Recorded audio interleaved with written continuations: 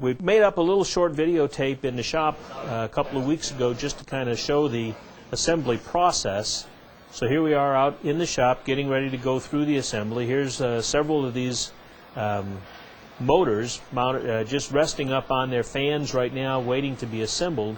And just a little side note, don't ever ship one standing in this orientation. We only stand them up this way to work on them. As soon as we're done assembling them, they need to go back horizontal again. So we're going to go through the assembly process so that you can see it. Here's the gang at Wayne Paddle on the left, Jason, Jack, and myself, of course. Now here are the components that are necessary to put one of these together. We need to have the appropriate adapter plate. And again, they're common to different horsepowers oftentimes, but we have the flexibility for different pump mountings. We need the motor half of the coupling and the mounting bolts for it, the cap screws to attach it to the electric motor. We need to have the appropriate drive sleeve or coupling sleeve, either a black one or a white nylon depending on the horsepower. And then last at the right hand side, the pump half, pump coupling, the right hand half of it. So this is going to be the basic stack up. The adapter plate is on the electric motor along with the coupling. The sleeve then fits over that, and then the pump half of the coupling hub will end up fitting into it this way. So that's basically the way it stacks up. Now the assembly is really pretty straightforward. Here's Frank getting ready to assemble one of these units. One of the things you'll notice first, he goes through and wipes off the surfaces and gets everything nice and clean, and that's really, we feel, pretty important. If there's any dirt that gets in between the adapter plate and the motor end face, you could introduce a misalignment when you tighten everything together. Likewise, the mounting face of the coupling onto the face of the shaft, any dirt in this area could create a misalignment problem, an angular misalignment problem. So he puts the coupling half down on the electric motor, indexes the pilot. Now we put the cap screws down in here. And when we tighten up these cap screws, of course, there's no way to hold the electric motor armature from turning, to prevent that shaft from turning.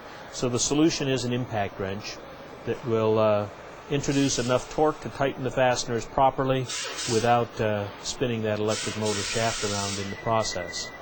So pretty straightforward, nothing to it. 3 cap screws, bolt the coupling half onto the electric motor. Once that's done, now he'll put the drive sleeve on. Now, depending on the pump combination, it's a good idea, good practice to get into, to put this drive sleeve on before the adapter for the pump, because some of the drive sleeves are actually larger in diameter than the pump mounting pilot, so it won't fit through the adapter plate. So put the drive sleeve on, again make sure the surfaces are clean, and now we'll put the appropriate adapter on. This one happens to be an adapter for a size 45 pump that he's going to mount on here. And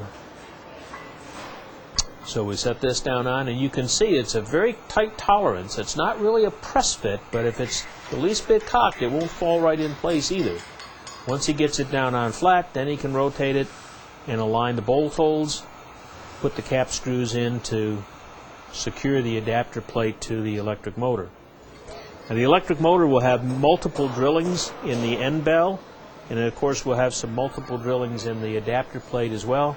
Typically we can orient the pump in 8 different positions around the electric motor in case you have to turn your suction line a different way or something like that. Quite a bit of flexibility in this design. So we'll secure the adapter plate.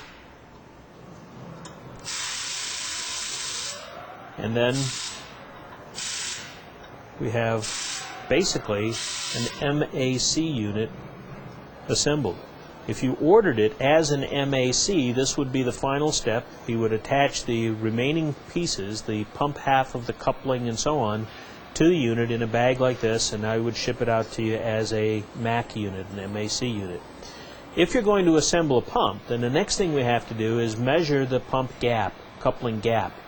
So using a square or some other measuring tool, we would measure from the surface down to the shoulder inside of the drive sleeve. Take this basic dimension and subtract from it the coupling gap.